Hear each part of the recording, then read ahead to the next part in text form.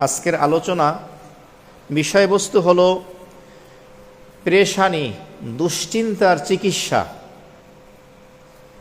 পৃথিবীতে আপনি এমন একটা মানুষ খুঁজে পাবেন না যার জীবনে কম বেশি পেরেশানি, দুশ্চিন্তা, টেনশন না আছে। তো পৃথিবীতে আপনি এমন একজন মানুষ কোথাও খুঁজে পাবেন না যার জীবনে পেরেশানি বা দুশ্চিন্তা না রয়েছে। ধনী হোক, গরিব হোক, নারী হোক, পুরুষ হোক, মুসলিম হোক, অমুসলিম হোক, সকলের জীবনেই কম বেশি পেরেশানি আছেই। আর এই দুশ্চিন্তা জীবনে থাকাটাও স্বাভাবিক। এর কারণ হলো এই ক্ষণস্থায়ী ধ্বংসপ্রাপ্ত পৃথিবী সুখ দুঃখ, আনন্দ বেদনার সমন্বয়। পরিপূর্ণ শান্তি, দুশ্চিন্তামুক্ত হলো জান্নাত, আর পরিপূর্ণ দুঃখ, কষ্ট, বেদনা, পেরেশানির জায়গা হলো জাহান্নাম। তো 100% সুখ শান্তির জায়গা হলো জান্নাত। আপনি যদি পরিপূর্ণ 100% আনন্দ সুখে থাকতে চান তাহলে আপনাকে কোথায় যেতে হবে? জান্নাতে। আর 100% দুঃখ কষ্ট পেরেশানির জায়গা হলো জাহান্নাম, যেখানে সামান্য পরিমাণ সুখ নেই, আনন্দ নেই। 100% কষ্ট, পেরেশানি। আর জান্নাতের ভিতরে 1% পরিমাণও কষ্ট নেই, 100% কি? সুখ, আনন্দ। আর এই উভয়টির সমন্বয় হলো দুনিয়া। পক্ষান্তরে এই দুনিয়া হলো উভয়টির সমন্বয়, অর্থাৎ এখানে কষ্টও আছে, আনন্দও আছে। প্রত্যেকের জীবনে সুখ দুঃখ, আনন্দ বেদনা রয়েছে, চাই সে ধনী হোক বা গরিব, নারী হোক বা পুরুষ। তবে এই দুশ্চিন্তা ও পেরেশানির একটা সীমা রাখা আছে। তাছাড়া মুমিনের জন্য এগুলো গুনাহ মাপের কারণ হয় এবং জান্নাতে মর্যাদা বৃদ্ধির কারণ হয়। বলুন সুবহানাল্লাহ। অনেকে বলতে পারেন যে টাকা পয়সা, ধন দৌলত, বিত্ত, বৈভব, প্রাচুর্য, ঐশ্বর্য, মনের মতো সুন্দরী স্ত্রী, বাড়ি গাড়ি, ক্ষমতা থাকলেই সেই সুখী। এটা ভুল ব্যাখ্যা, ভুল কথা। এটা গবেষণায় দেখা গেছে যে মনের দিক থেকে ধনীর তুলনায় গরিবরা হলো বেশি সুখী। গরিবের একটাই কষ্ট যে আমার টাকা পয়সা নাই, এছাড়া তাদের মতো শান্তিতে ধনীরা ঘুমাতে পারে না। তারা আলু ভর্তা দিয়ে সাদামাটা খাবার খেয়ে যে শান্তি লাভ করে, সমস্ত খাবার তারা খেতে পারে, সকল ধরনের সুস্বাদু খাবার হজম করতে পারে, ধনী এটা পারে না। সুতরাং টাকা পয়সাই যে সুখ, এ বিষয়টি সঠিক নয়। যদি টাকা পয়সাই সুখের মাধ্যম হতো তাহলে সুখ, আনন্দ, খুশি এগুলো শপিং মলে, দোকানে কিনতে পাওয়া যেত। আর যারা ধনী আছেন তারা সবাই এই শপিং মল থেকে এই আনন্দ, এই সুখ কিনে আনতো, তার পরিবারের স্ত্রীর জন্য, সন্তানাদিদের জন্য নিয়ে আসতো। কিন্তু এই ব্যবস্থা নেই। আর একটা বিষয় মনে রাখবেন, আনন্দের, সুখের সম্পর্ক হলো দিলের সাথে, মনের সাথে। আনন্দ হলো একটা ফিলিংসের নাম, অনুভূতির নাম। আর এর স্থায়িত্ব খুব কম, ক্ষণস্থায়ী।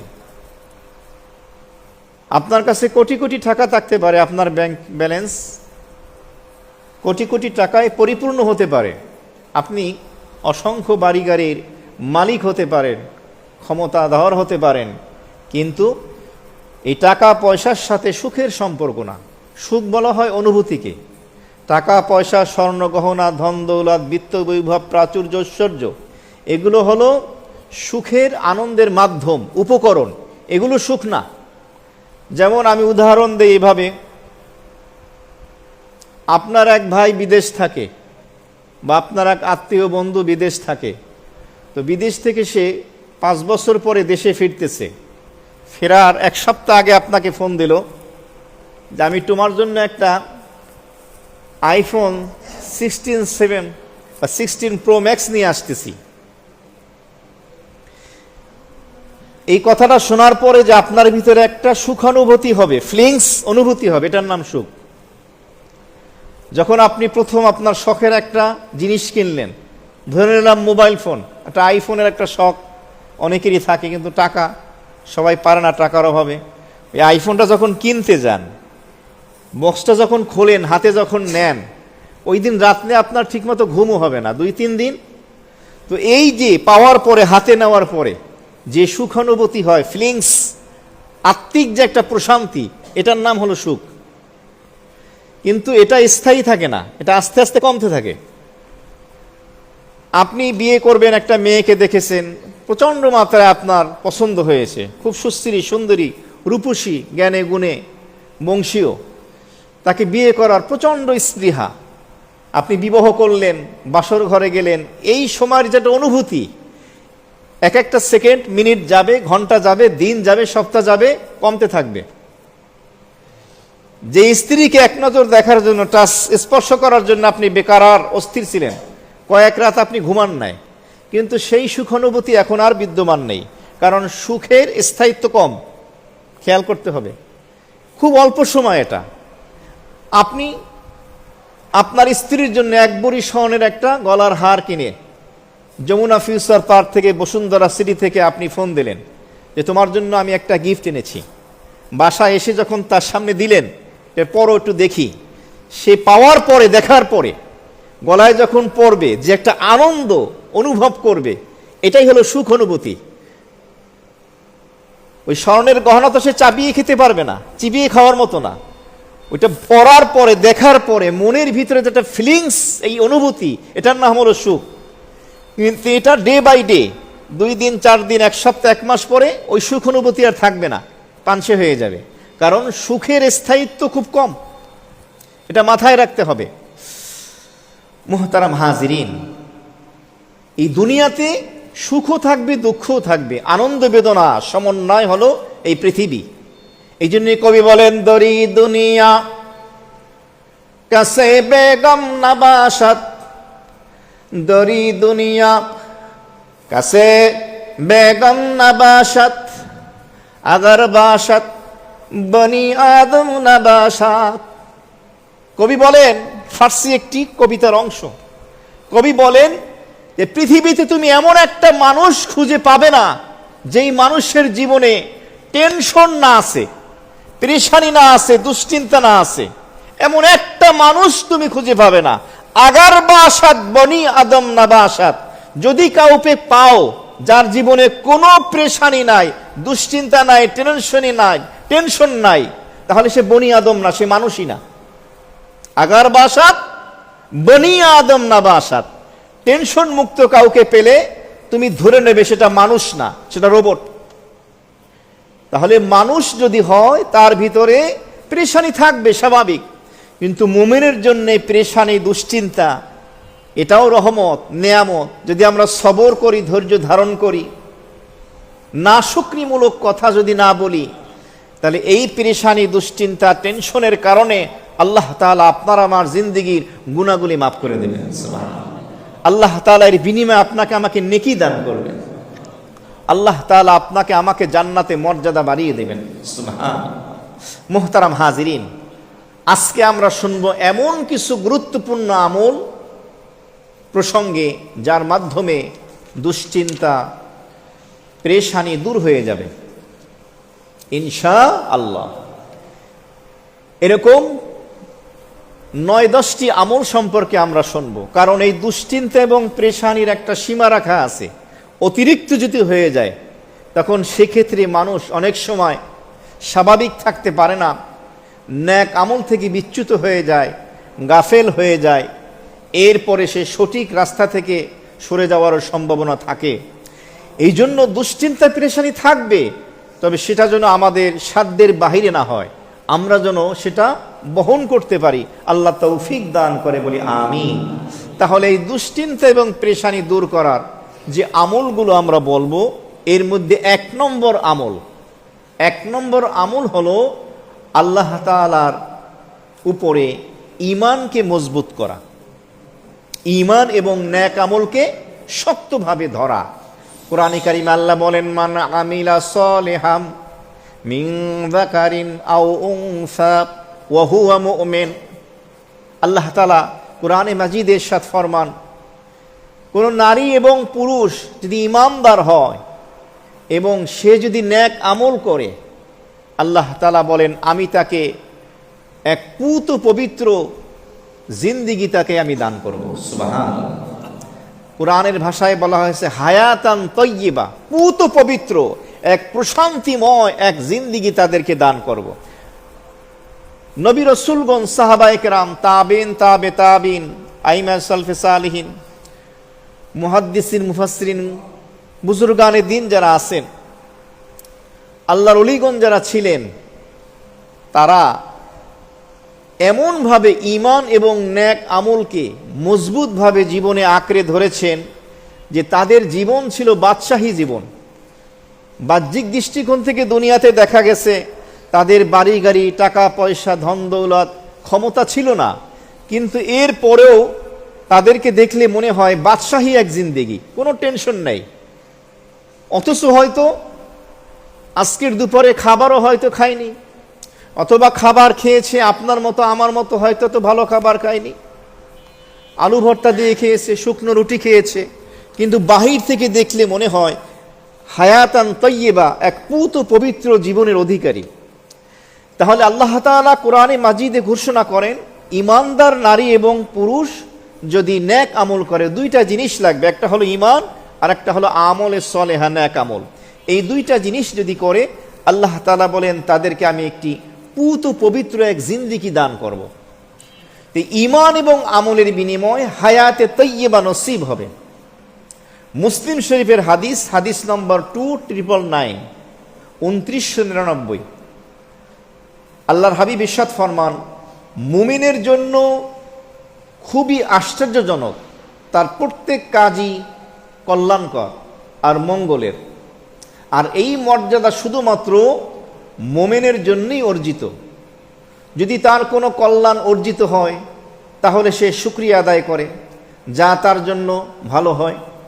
আর যদি পেরেশানি দুশ্চিন্তা আসে তাহলে সে ধৈর্য ধারণ করে, যা তার জন্য কল্যাণকর হয়, ভালো হয়। তাহলে মুমিনের দুইটা অবস্থাই কল্যাণকর। নেয়ামত পাইলে শুকরিয়া আদায় করবে, পেরেশানি দুশ্চিন্তায় পড়লে ধৈর্য ধারণ করবে। তা আল্লাহ তাআলা ধৈর্য ধারণকারীর জন্য দ্বিগুণ সওয়াব রেখেছেন। আল্লাহ তাআলা বলেছেন আল্লাহু ইউহিব্বুস সাবিরিন, আল্লাহ বলেন আমি আল্লাহ ধৈর্যশীলদেরকে আমি পছন্দ করি, মোহাব্বত করি, ভালোবাসি। সুবহানাল্লাহ। অতএব দুশ্চিন্তার থেকে মুক্তির আমল ও চিকিৎসা হলো ঈমান এবং নেক আমল। তাহলে প্রথম যে আমলটা আমরা করব, আল্লাহ তাআলার উপরে ঈমান মজবুত করা এবং নেক আমলকে আঁকড়ে ধরা। আল্লাহ আমাদের তৌফিক দান করে, বলি আমিন। পেরেশানি দুশ্চিন্তা থেকে মুক্তির দ্বিতীয় আমল, 2 নম্বর আমল হলো দুনিয়ার হাকিকত জানা। আর হাকিকত কি? হাদিস শরীফের মধ্যে এসেছে আর দুনিয়া সিজনুল মুমিন ও জান্নাতুন লিল কাফির, যে দুনিয়া হলো মুমিনের জন্য জেলখানা আর কাফেরের জন্য হলো জান্নাত। সমস্যাটা হলো আমরা দুনিয়াতেই জান্নাত খুঁজি, সমস্ত সুখ দুনিয়াতেই পেতে চাই। নারী বলেন, পুরুষ বলেন, ধনী বলেন, গরিব বলেন, শিক্ষিত বলেন, অশিক্ষিত বলেন, অথচ দুনিয়া তো মুমিনের জন্য জান্নাত না, কাফেরের জন্য, বেঈমানের জন্য জান্নাত। দুনিয়া মুমিনের জন্য জেলখানা। মুসলিম শরীফের হাদিস 2956, 2956 নম্বরের হাদিস। এখন এর ব্যাখ্যা কি?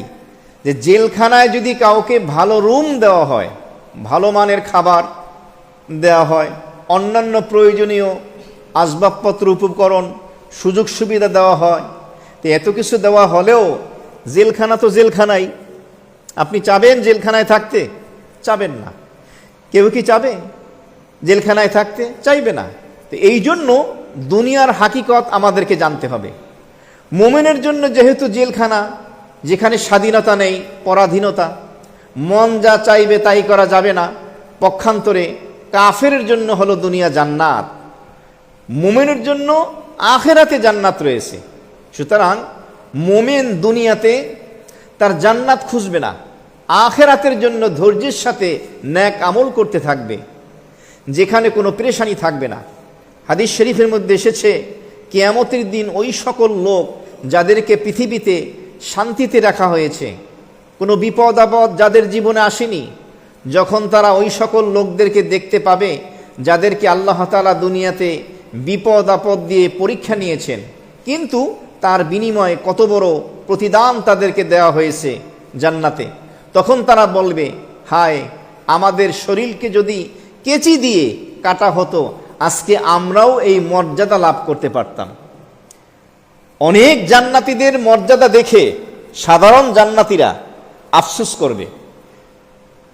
ওই সমস্ত জান্নাতি যারা পৃথিবীতে অনেক বিপদ আপদ, রোগ শোক, পেরেশানিতে ছিলেন, ধৈর্য ধারণ করেছেন, যার বিনিময়ে আল্লাহ তাদেরকে জান্নাতে অনেক বড় মর্যাদা দান করেছেন, তখন সাধারণ জান্নাতীরা আফসোস করবে যে আমরাও যদি এই বিপদগুলো পৃথিবীতে সহ্য করতাম, ধৈর্য ধারণ করতাম, তাহলে আজকে তো আমরাও এই মর্যাদা লাভ করতে পারতাম। প্রিয় নবীজি এখানে একটি রহস্যের কথা বলেছেন যে দুনিয়ার হাকিকত তোমরা বোঝো। এখানে তো পেরেশানি, দুশ্চিন্তা আসবেই। নবীগণও এর থেকে মুক্ত নন, কিন্তু তারা পেরেশান হন নাই। তারা মহান আল্লাহ রাব্বুল আলামিনের সাথে সম্পর্ককে মজবুত করেছেন। তিনি তাদের পেরেশানিকে খুশির দ্বারা পরিবর্তন করে দিয়েছেন। এর পরিবর্তে সওয়াবও হবে, সাথে সাথে মর্যাদাও বৃদ্ধি পাবে। পেরেশানি এবং দুশ্চিন্তা থেকে মুক্তির ৩ নম্বর আমল কি? ৩ নম্বর আমল নামাজে দাঁড়িয়ে যাওয়া। ওয়াস্তাঈনু বিস-সাবরি ওয়াস-সালাহ ইন্নাল্লাহা মা'আস-সাবিরিন। আল্লাহ তাআলা বলেন, তোমরা নামাজের মাধ্যমে এবং ধৈর্যের মাধ্যমে আল্লাহ তাআলার কাছে সাহায্য কামনা করো। আমরা বিপদে পড়লি মানুষের কাছে ছুটে যাই, বিপদে পড়লি বান্দার উচিত মাওলামুখী হওয়া, নামাজে দাঁড়িয়ে যাওয়া। সহিহুল জামে হাদিস নাম্বার 4703, 4703, নবীজি বলেন, কানা ইদা হাজাবাহু আমরন, নবী করিম সাল্লাল্লাহু আলাইহি ওয়াসাল্লামের জীবনে যখন কোনো পেরেশানি চলে আসতো, নবীজি যখন কোনো দুশ্চিন্তায় পড়তেন, পেরেশানিতে পড়তেন, সাল্লা, আল্লাহর নবী সালাতের ভিতরে, নামাজের ভিতরে দাঁড়িয়ে যেতেন। সুতরাং আল্লাহর বান্দা হিসাবে, নবীর উম্মত হিসাবে আমাদের জন্য সুন্নাহ, করণীয় হলো বিপদে আপদে পড়লে এভাবে নামাজে দাঁড়িয়ে যাওয়া। ধৈর্য এবং সালাতের মাধ্যমে আল্লাহর কাছে সাহায্য কামনা করা। সাহাবী আব্দুল্লাহ ইবনে আব্বাস রাদিয়াল্লাহু তাআলা আনহুর ভাইয়ের মৃত্যু সংবাদ শোনার সাথে সাথে সাহাবী আব্দুল্লাহ ইবনে আব্বাস রাদিয়াল্লাহু তাআলা আনহু ছিলেন বাহনে, একটা বাহনে আরোহণরত ছিলেন, বাহন থেকে নেমে নামাজে দাঁড়িয়ে গেলেন। কেউ বলল, আপনি তাড়াতাড়ি করুন, আপনার ভাই মৃত্যুবরণ করেছে আর আপনি নামাজ শুরু করেছেন। তিনি বললেন, মহান আল্লাহ রাব্বুল আলামিনের নির্দেশ এমনই, সবর আসলে সেখানে পৌঁছবো, কাউকে সান্ত্বনা দিতে পারবো, আর সবর নামাজের মাধ্যমে আসে। আমার ভাই ইন্তেকাল করেছে, এখন আমার সবরের দরকার, ধৈর্যের দরকার। আমি নামাজে দাঁড়ালাম আল্লাহর হুকুমে, এর মাধ্যমে আমার ধৈর্য সবর নসিব হবে, আমি নিজেও ধৈর্য ধারণ করতে পারবো, অন্যকেও ধৈর্যের শিক্ষা উপদেশ আমি দিতে পারবো। তাহলে এই পেরেশানি, দুশ্চিন্তা থেকে, টেনশন থেকে মুক্তির ৩ নম্বর আমল হলো আমাদেরকে নিয়মিত নামাজি হতে হবে। ফরজ নামাজের সাথে সাথে ওয়াজিব, সুন্নত, নফল, মুস্তাহাব বেশি বেশি পড়া। সালাতুল হাজত, সালাতুল ইস্তেখারা, দুশ্চিন্তা, টেনশন থেকে মুক্তির ৪ নম্বর আমল কি? ৪ নম্বর আমল, ৪ নম্বর আমল হলো আল্লাহ তাআলার উপরে তাওয়াক্কুল করা।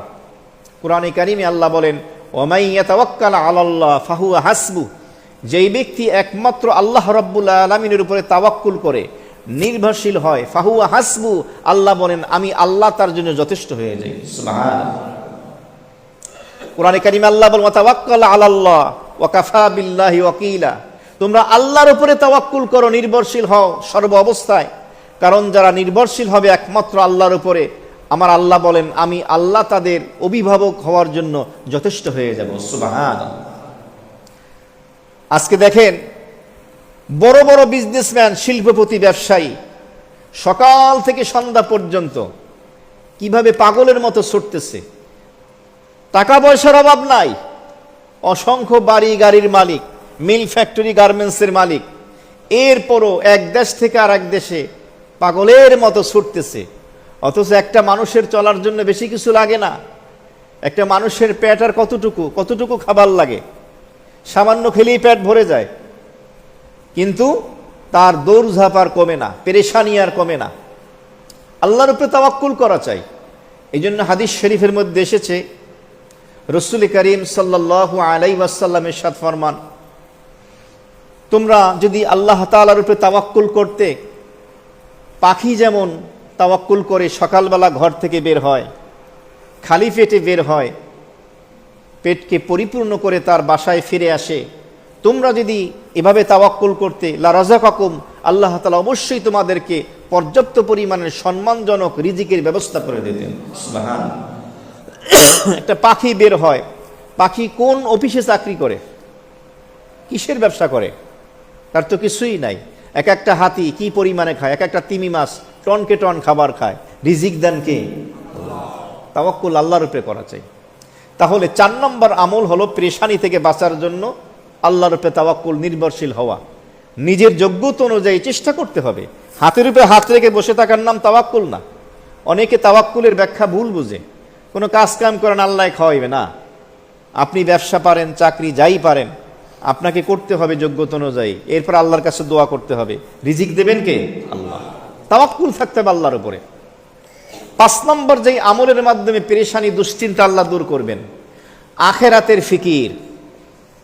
সহিহুল জামে কিতাবের 6510 নম্বর হাদিস, নবীজি ইরশাদ ফরমান, যার অন্তরে আখেরাতের ফিকির এসে যায়, আল্লাহ তাআলা তাকে 3টা পুরস্কার দান করেন। কয়টা পুরস্কার? যদি আপনার আমার অন্তরে কিসের ফিকির আসে? আখেরাতের ফিকির আসে। 1 নম্বর কি? আল্লাহ তাআলা জীবনকে পরিমার্জিত করে দেন, সাজানো গোছানো জীবন আল্লাহ দান করেন। শৃঙ্খলার মধ্যে জীবন পরিচালিত হয়। নম্বর 2, হৃদয়কে, অন্তরকে অমুখাপেক্ষী করে দেন, ধনী বানিয়ে দেন। সম্পদ থাকুক বা না থাকুক, দেখলে মনে হয় দুনিয়াতেই ইনি সম্পদশালী। দুনিয়া তার কাছে এভাবে আসে যেভাবে গোলাম বাহনকে রশি দিয়ে বেঁধে মালিকের কাছে নিয়ে আসে। আর যদি দুনিয়ার ফিকির অন্তরে আসে, তাহলে 3টা শাস্তি। নম্বর 1, তার চোখের সামনে দারিদ্রতা দেখতে পাবে, কি হবে জানা নাই। তার জীবন হবে অপরিমার্জিত, অগোছালো, কোনো রকমের শৃঙ্খলা থাকবে না। আর সে পাবে তাই যা তার ভাগ্যে আল্লাহ তাআলা লিখেছেন। আর এক হাদিসের মধ্যে এসেছে, যে ব্যক্তি আখেরাতের ফিকির হৃদয়ে ধারণ করে, মহান আল্লাহ রাব্বুল আলামিন জীবনের সমস্ত পেরেশানি দূর করে দেন। আর যে ব্যক্তি দুনিয়ার ফিকিরে মশগুল হয়, আল্লাহ তাআলা ওই ব্যক্তির ব্যাপারে কোনো পরোয়া নেই যে কোন উপত্যকায় সে মরে পড়ে থাকুক বা ধ্বংস হয়ে যাক। তাহলে 5 নম্বর আমল হলো আখেরাতের ফিকির অন্তরে বসানো। আজকে আমাদের 99% মানুষের অবস্থা হলো দুনিয়া আর দুনিয়া, আখেরাতের কোনো ফিকিরই নাই। মসজিদে যখন ঢোকে তখন কিছুটা হয়, বের হওয়ার পরে আবার যেই সেই। 6 নম্বর যে আমলের মাধ্যমে আপনার আমার পেরেশানি দুশ্চিন্তা আল্লাহ দূর করে দেবেন, সেটি হলো আল্লাহ তাআলার জিকির বেশি বেশি করা। আল্লাহর জিকিরের মাধ্যমে পেরেশানি দূর হয়, দুশ্চিন্তা দূর হয়। আল্লাহ তাআলা বলেন, আলা বিযিক্রিল্লাহি তাতমাইন্নুল কুলুব, সাবধান শোনো তোমরা, তোমাদের হৃদয়াত্মা, অন্তরাত্মা মুতমাইন হবে, পেরেশানি মুক্ত হয়ে যাবে, টেনশন থাকবে না, দুশ্চিন্তা থাকবে না। কিসের মাধ্যমে? আল্লাহ পাকের স্মরণের মাধ্যমে, আল্লাহ তাআলার জিকিরের মাধ্যমে। মানুষ মনে করে যে না, ধন সম্পদ টাকা পয়সা হলেই আমার দিল ঠান্ডা হবে, না, আল্লাহর জিকিরের মাধ্যমে হবে।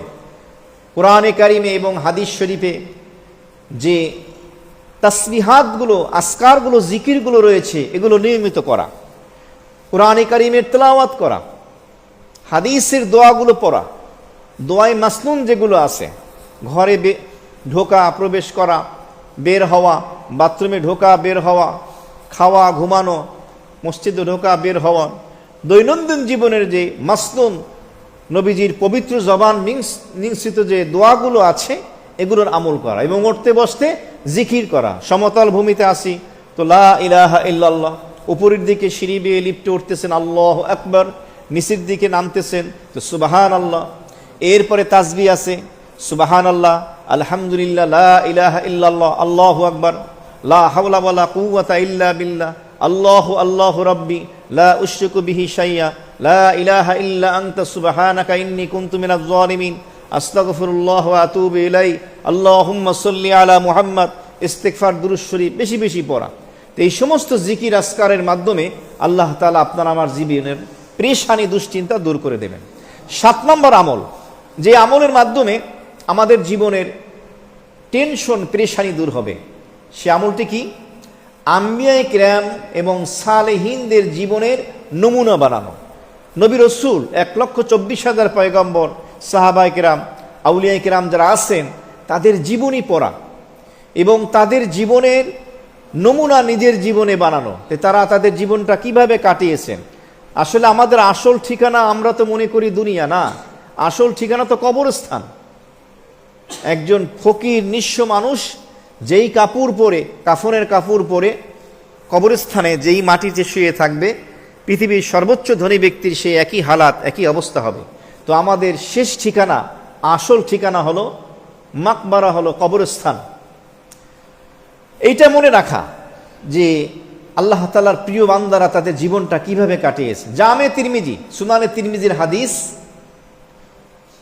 হযরত সাদ রাদিয়াল্লাহু তাআলা আনহু নবীজিকে প্রশ্ন করেছেন, ইয়া রাসূলুল্লাহ, আইয়ুন নাসি আশাদ্দু বালাআন, পৃথিবীতে যত মানুষ এসছে এই সমস্ত মানুষের ভিতরে সবথেকে বিপদ আপদ কষ্টকর জীবন যাপন কারা করেছেন? কাদের জীবনে সবথেকে বেশি মুসিবত বিপদ আপদ এসছে? নবী করিম সাল্লাল্লাহু আলাইহি সাল্লাম বলেছেন আল আম্বিয়া, নবী রসুলগণ। অথচ আল্লাহ তাআলার কাছে সবথেকে মাহবুব, প্রিয়, পছন্দনীয় হলো নবী রসুলগণ। সেই নবী রসুলগণই সবথেকে বেশি কষ্ট করেছেন, মুসিবতে বিপদে পড়েছেন, ধৈর্য ধারণ করেছেন। এরপরে আল্লাহর হাবিব বলেন ফাল আমসাল, ফাল আমসাল, তারপরে তাদের নিকটবর্তী, তারপরে তাদের নিকটবর্তী। হাদিসে বলা হয়েছে দিনদারির দিক থেকে যে যত উঁচু মাকামের, যার মর্যাদা তত বেশি, তার বিপদের মাত্রাও তত বেশি। এই জন্য বিপদ আপদ যে আসে বড় ধরনের, অনেকের ওপেন হার্ট সার্জারি করতে হয়, রিং বসাতে হয়, কেমোথেরাপি দিতে হয়, হার্টের সমস্যা, কিডনির সমস্যা, বড় বড় ধরনের সমস্যা। যদি আপনি ধৈর্য ধারণ করতে পারেন, নাশকরিমূলক কথা আপনার জবান থেকে যদি বের না হয়, তাহলে মনে করে নেবেন আপনি আল্লাহর অনেক বড় পছন্দনীয় বান্দা। কারণ যার দিনদারি যত বড় তার বিপদের মাত্রাও কি, যার দিনদারি যত ছোট তার বিপদের মাত্রাও ছোট। এটা মনে রাখবেন, হাদিসের ভিতরে বলা হয়েছে।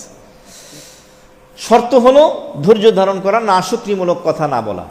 তাহলে 7 নম্বর আমল, পেরেশানি দুশ্চিন্তা দূর হবে, আম্বিয়ায়ে কেরাম এবং সালেহিনদের জীবনের নমুনা নিজের জীবনে বানানো। 8 নম্বর আমল, নবীজির প্রতি বেশি বেশি দুরূদ শরীফ পাঠ করা। তিরমিজির হাদিস, হাদিস নম্বর 2457, 2457। এই হাদিসের মধ্যে এসছে এক সাহাবী নবী করিম সাল্লাল্লাহু আলাইহি সাল্লামকে বলেন, ইয়া রাসূলুল্লাহ, আমি তো সারাদিন অনেক আমল করি, তবে দিনের আমি একটা অংশ, আমার সারা দিনের 4 ভাগের 1 ভাগ আমি আপনার উপরে দুরূদ শরীফ পড়ি। নবীজি বলেন ভালো, তবে আর একটু বাড়াও, আরো ভালো। তখন এই সাহাবী বললেন তাহলে 2/3। নবীজি বললেন ভালো, আরো একটু বাড়ালে আরো ভালো। তাহলে অর্ধেক, ভালো, আরো বাড়ালে আরো ভালো। এভাবে করতে করতে শেষ পর্যায়ে সাহাবী বলতেছে তাহলে আমার গোটা দিনটাই, পুরো সময়টাই আমি আপনার মহব্বতে আপনার উপরে দুরূদ ও সালাম পাঠ করব। সুবহানাল্লাহ।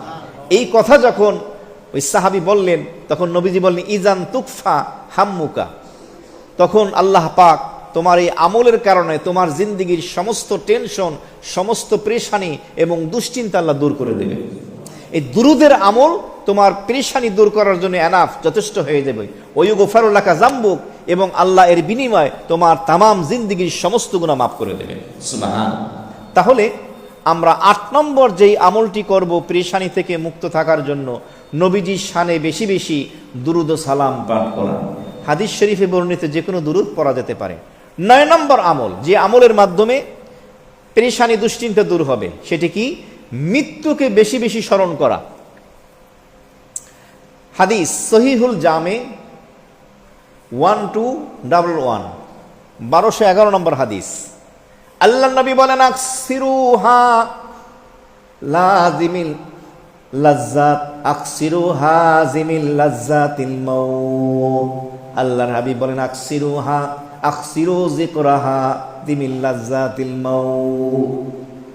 তোমরা বেশি বেশি মৃত্যুকে স্মরণ করো, যেই মৃত্যু তোমার জীবনের স্বাদ মিটিয়ে দেবে, যেই মৃত্যু তোমার হায়াতের জিন্দেগির স্বাদকে নিশ্চিহ্ন করে দেবে, বিস্বাদ বানিয়ে দেবে, সেই মৃত্যুকে তোমরা বেশি বেশি স্মরণ করো। আকসিরু যিকরাহা জিমিল লাজ্জাতিল মাউত। তাহলে মৃত্যুকে বেশি বেশি যদি আমরা স্মরণ করি তাহলে আমাদের পেরেশানি দুশ্চিন্তা দূর হয়ে যাবে। কেমনে? তখন আপনার আর টেনশন থাকবে না যে আমার তো টাকা পয়সা নাই, ব্যাংক ব্যালেন্স নাই, আমার তো উন্নত মানের পোশাক নাই, আমার তো জায়গা জমিন প্লট ফ্ল্যাট বাড়ি গাড়ি নাই। টেনশন থাকবে না তো। যার যত সম্পদ তার টেনশন তত বেশি। কারণ ওই ডাকাত গরিবরে ধরে না, ধনীরে ধরে। টাকা চায় ধনীর কাছে, তো ধনী লোকের সম্পদকে পাহারা দিতে হয়, গরিবের পাহারা দেওয়া লাগে না। সে জানে খালি আব্দুল্লাহ আরে ধরবে না, কিছু পাইলে কিচ্ছু পাবে না। তো মৃত্যুর কথা যদি আমরা স্মরণ করি বেশি বেশি, তাহলে আমাদের জীবনে আর টেনশন পেরেশানি থাকবে না। একটাই ফিকির থাকে, মৌতের ফিকির। এই জন্য বুজুর্গানে দিনের একটি উসুল হলো যে মুরাকাবা করা। দিনের কোনো একটা অংশে 5 মিনিট হোক 10 মিনিট কম বেশি একাকিত্বে নির্জনতা নিঃসঙ্গতায় বসে মৃত্যুর চিন্তা করা। ঘুমানোর সময় আপনি একটু চিন্তা করেন 5 মিনিট বসে বসে, সারাটা দিন আমি আজকে কি করলাম, কয়টা ভালো কাজ করলাম, কয়টা মন্দ কাজ করলাম।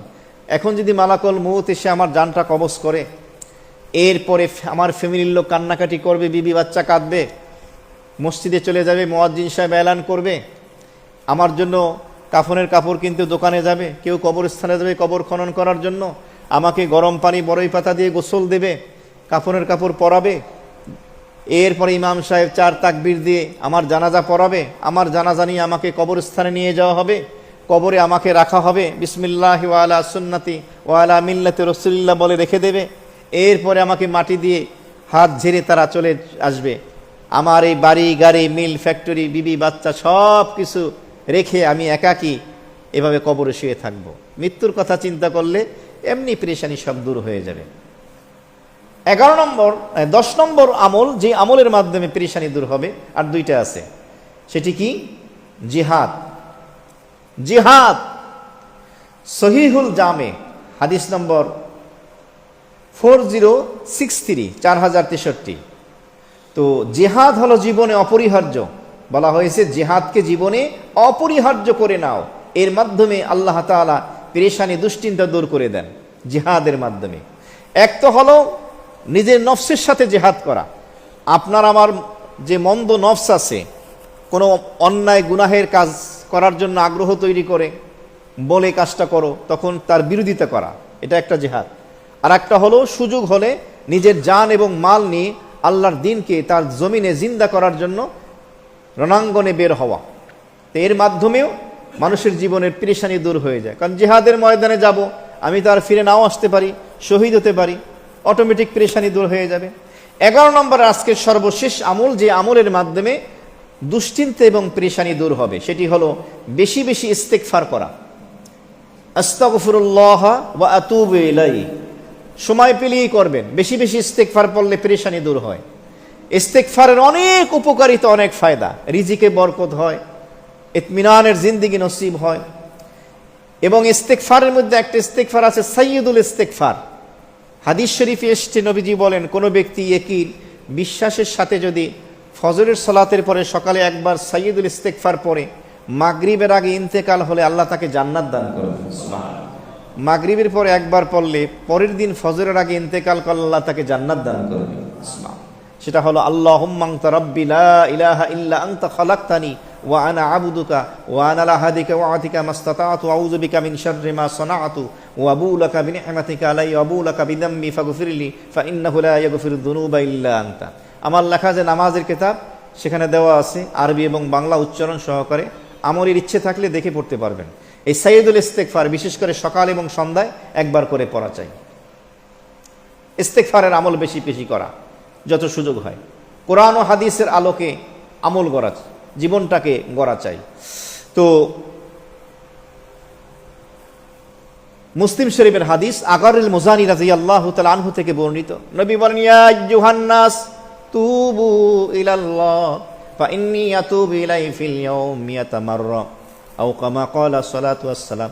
রহমতের নবী রাহমাতুল লিল আলামিন তিনি বলেন, ও মানব সম্প্রদায়, আল্লাহ রাব্বুল আলামিনের বান্দারা, নবীর উম্মতরা, কিয়ামত পর্যন্ত আনেওয়ালা নবীর উম্মতেরা, শোনো, তোমরা আল্লাহ রাব্বুল আলামিনের নিকটে তওবা করো।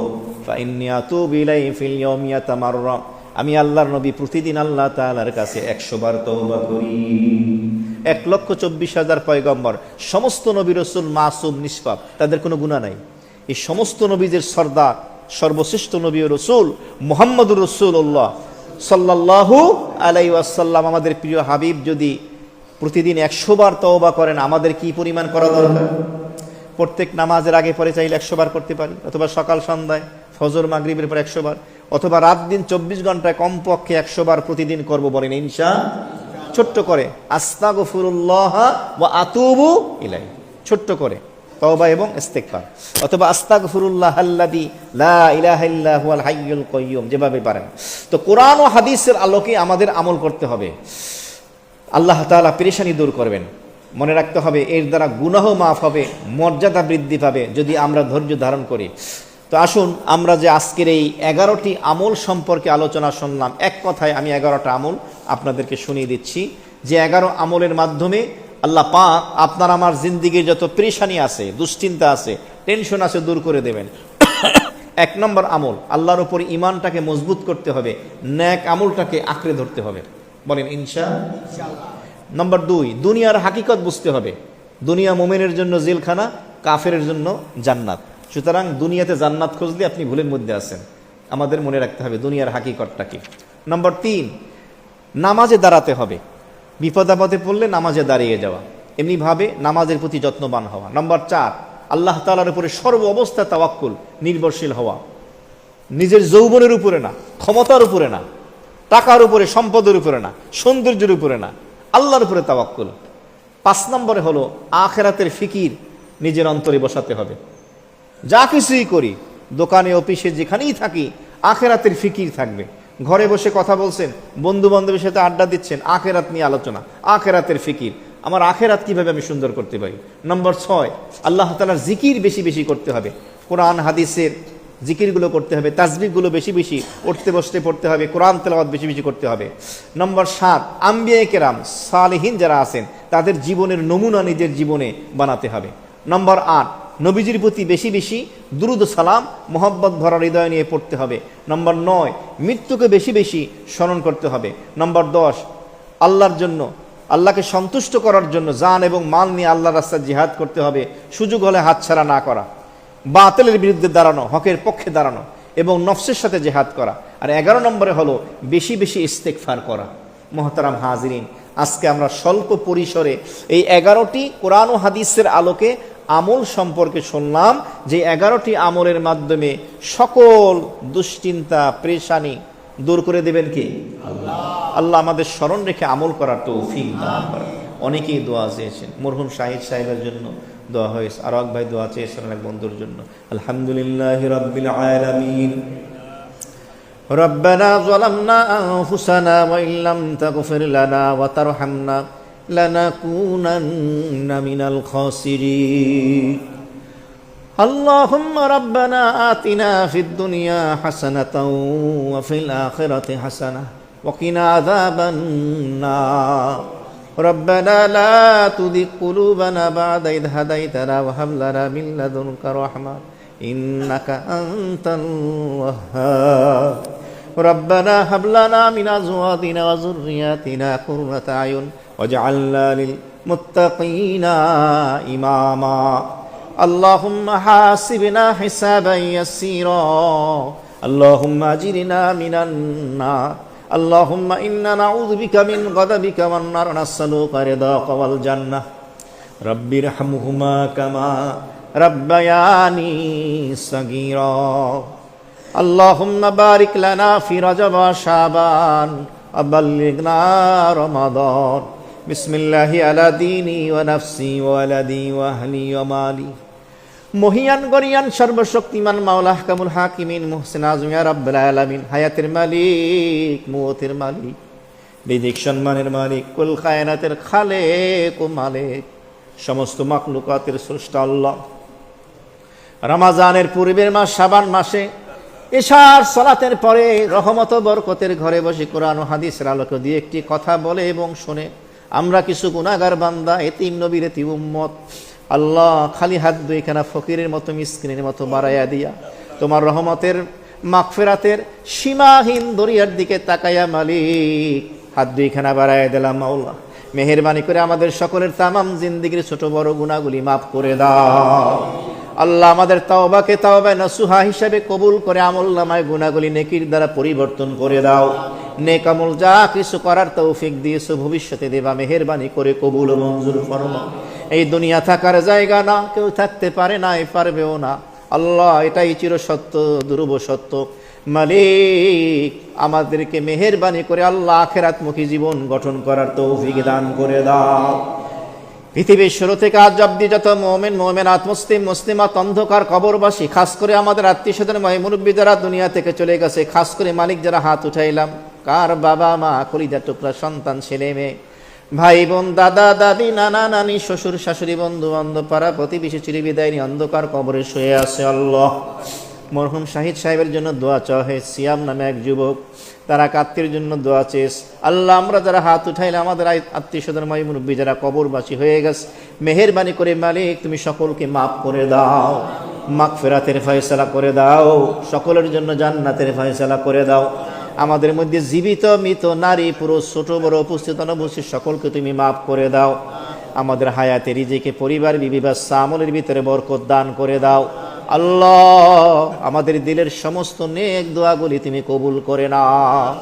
রাব্বে কারিম দুনিয়া শান্তি এবং দুঃখ কষ্ট বেদনা আনন্দ এর সমন্বয় পরিপূর্ণ শান্তি দিয়া বানাইছো জান্নাত, আল্লাহ পরিপূর্ণ কষ্ট দিয়া বানাইছো তুমি জাহান্নাম।